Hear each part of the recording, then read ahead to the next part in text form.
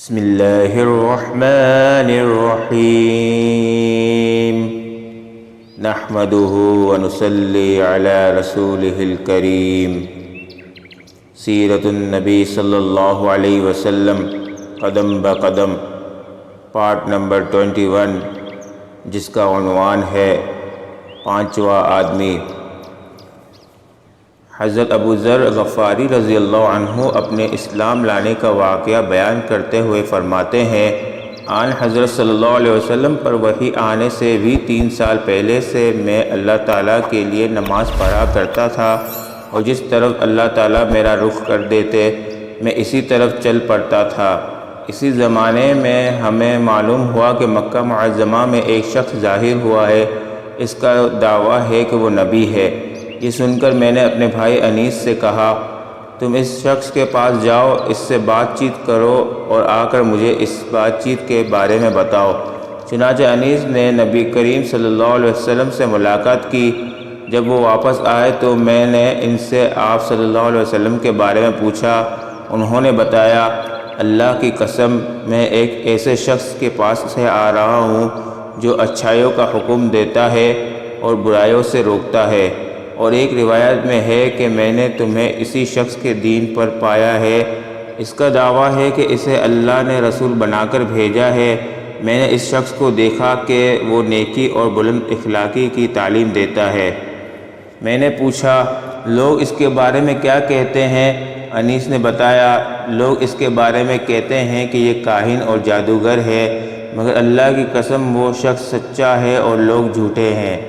یہ تمام باتیں سن کر میں نے کہا، بس کافی ہے، میں خود جا کر ان سے ملتا ہوں۔ انیس نے فوراً کہا، ضرور جا کر ملو، مگر مکہ والوں سے بچ کر رہنا۔ چنانچہ میں نے اپنے موزے پہنے، لاٹھی ہاتھ میں لی اور روانہ ہو گیا۔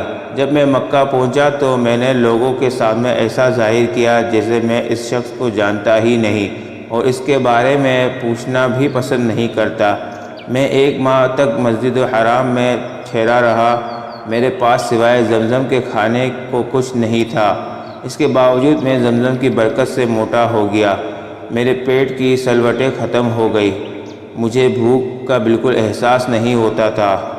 ایک رات جب حرم میں کوئی طواف کرنے والا نہیں تھا، اللہ کے رسول ایک ساتھی ابوبکر رضی اللہ عنہ کے ساتھ وہاں آئے اور بیت اللہ کا طواف کرنے لگے۔ اس کے بعد آپ نے اور آپ کے ساتھی نے نماز پڑھی۔ جب آپ نماز سے فارغ ہو گئے تو میں آپ کے نزدیک چلا گیا اور بولا، السلام علیکم یا رسول اللہ، میں گواہی دیتا ہوں کہ اللہ تعالیٰ کے سوا کوئی عبادت کے لائق نہیں، اور یہ کہ محمد صلی اللہ علیہ وسلم اللہ کے رسول ہیں۔ میں نے محسوس کیا حضور نبی کریم صلی اللہ علیہ وسلم کے چہرے پر خوشی کے آثار نمودار ہو گئے۔ پھر آپ نے مجھ سے پوچھا، تم کون ہو؟ میں نے جواب میں کہا، جی میں غفار قبیلے کا ہوں۔ آپ نے پوچھا، یہاں کب سے آئے ہو؟ میں نے عرض کیا، 30 دن اور 30 راتوں سے یہاں ہو۔ آپ نے پوچھا، تمہیں کھانا کون کھلاتا ہے؟ میں نے عرض کیا، میرے پاس سوائے زمزم کے کوئی کھانا نہیں، اس کو پی پی کر میں موٹا ہو گیا ہوں، یہاں تک کہ میرے پیٹ کی سلوٹیں تک ختم ہو گئی ہیں اور مجھے بھوک کا بالکل احساس نہیں ہوتا۔ آپ نے فرمایا، مبارک ہو، یہ زمزم بہترین کھانا اور ہر بیماری کی دوا ہے۔ زمزم کے بارے میں احادیث میں آتا ہے، اگر تم آب زمزم کو اس نیت سے پیو کہ اللہ تعالیٰ تمہیں اس کے ذریعے بیماریوں سے شفا عطا فرمائے تو اللہ تعالیٰ شفا عطا فرماتا ہے، اور اگر اس نیت سے پیا جائے کہ اس کے ذریعے پیٹ بھر جائے اور بھوک نہ رہے تو آدمی شکم سیر ہو جاتا ہے، اور اگر اس نیت سے پیا جائے کہ پیاس کا اثر باقی نہ رہے تو پیاس ختم ہو جاتی ہے۔ اس کے ذریعے اللہ تعالیٰ نے اسماعیل علیہ السلام کو سیراب کیا۔ ایک حدیث میں آتا ہے کہ جی بھر کر زمزم کا پانی پینا اپنے آپ کو نفاق سے دور کرنا ہے، اور ایک حدیث میں ہے کہ ہم میں اور منافقوں میں یہ فرق ہے کہ وہ لوگ زمزم سے سیرابی حاصل نہیں کرتے۔ ہاں تو بات ہو رہی تھی حضرت ابو ذر غفاری رضی اللہ عنہ کی۔ کہا جاتا ہے ابو ذر غفاری اسلام میں پہلے آدمی ہیں جنہوں نے آپ صلی اللہ علیہ وسلم کے الفاظ کے مطابق سلام کیا۔ ان سے پہلے کسی نے آپ کو ان الفاظ میں سلام نہیں کہا تھا۔ اب ابو ذر غفاری رضی اللہ عنہ نے آپ سے اس بات پر بیعت کی کہ اللہ تعالیٰ کے معاملے میں وہ کسی ملامت کرنے والے کی ملامت سے نہیں گھبرائیں گے، اور یہ کہ ہمیشہ حق اور سچی بات کہیں گے، چاہے حق سننے والے کے لیے کتنا ہی کڑوا کیوں نہ ہو۔ یہ حضرت ابو ذر غفاری رضی اللہ عنہ حضرت ابوبکر صدیق رضی اللہ عنہ کی وفات کے بعد ملک شام کے علاقے میں ہجرت کر گئے تھے۔ پھر حضرت عثمان غنی رضی اللہ عنہ کی خلافت میں انہیں شام سے واپس بلا لیا گیا، اور پھر یہ ربضہ کے مقام پر آ کر رہنے لگے۔ ربضہ کے مقام پر ہی ان کی وفات ہوئی تھی۔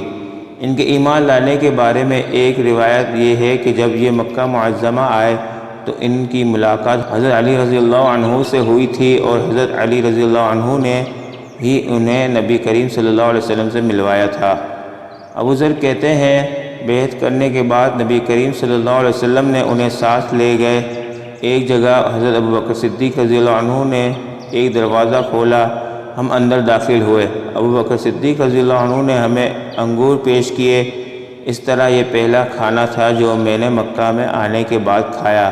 اس کے بعد نبی کریم صلی اللہ علیہ وسلم نے ان سے فرمایا، اے ابو ذر، اس معاملے کو ابھی چھپائے رکھنا، اب تو تم اپنی قوم میں واپس جاؤ اور انہیں بتاؤ تاکہ وہ لوگ میرے پاس آ سکیں۔ پھر جب تمہیں معلوم ہو کہ ہم نے خود اپنے معاملے کا کھلم کھلا اعلان کر دیا ہے تو اس وقت تم ہمارے پاس آ جانا۔